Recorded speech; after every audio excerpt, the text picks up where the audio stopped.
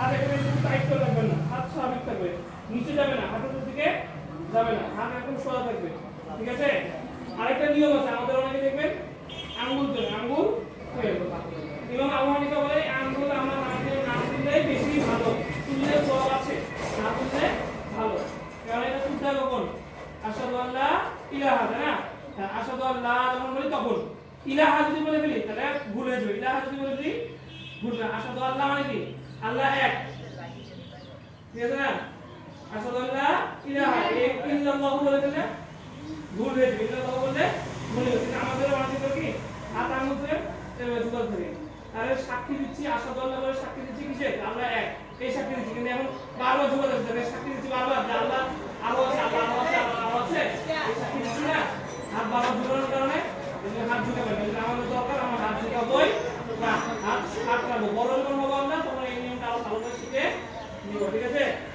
এই জিনিসটা খুব সূক্ষ্ম, এটা ভুল করলে গুনাহ হয়ে যাবে, ভুল করলে এই ভুলটা করবেন না, মনে থাকবে হাত শাক থাকবে।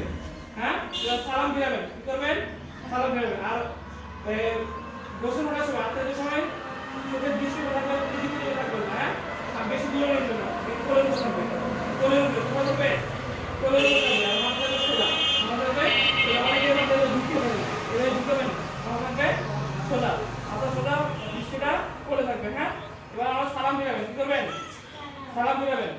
এখানে আত্তাহিয়াতুতে তাশাহুদ, দরুদ শরীফ, দোয়া মাসলা, তাশাহুদ, দরুদ শরীফ, দোয়া মাসলা। আমরা তাশাহুদ, দরুদ শরীফ, দোয়া মাসলাটা অনেকে জানেন, বাকিরা জেনে নিও, ইনশাআল্লাহ আমরা বাকি ক্লাসগুলো আমরা শেখানো হবে, ঠিক আছে? আচ্ছা, এবার সালাম ফিরানোর সঠিক নিয়ম কি? নিয়ম সঠিক হলো আসসালামু আলাইকুম ওয়া রাহমাতুল্লাহ, ওই দিকে তাকাচ্ছেন, আরেকজন মানুষের দিকে, পাশের মানুষের দিকে তাকাচ্ছেন, এরকম করবেন না, ঠিক আছে? আবার আসসালামু আলাইকুম বলে তখন নিয়ম সঠিক মাথা নিয়ে যেতে এখানে আসসালামু আলাইকুম বলে সোজা হয়ে, ওয়া রাহমাতুল্লাহ বলে ঘাড় ব্যাকা করে, ঠিক আছে?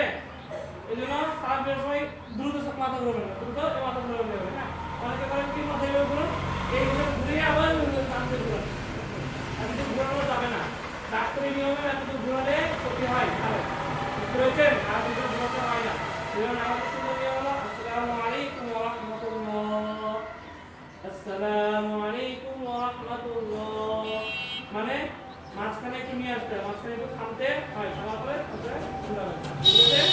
আচ্ছা, আজকে আমরা যতটুকু নামাজ শিখলাম এতটুকু করে আমল করার চেষ্টা করবো, ইনশাআল্লাহ আমরা আগামী দিন আমার ক্লাসে ভালো করে নামাজ শিখবো, প্রত্যেকটা আলাদা আলাদা করে, ঠিক আছে?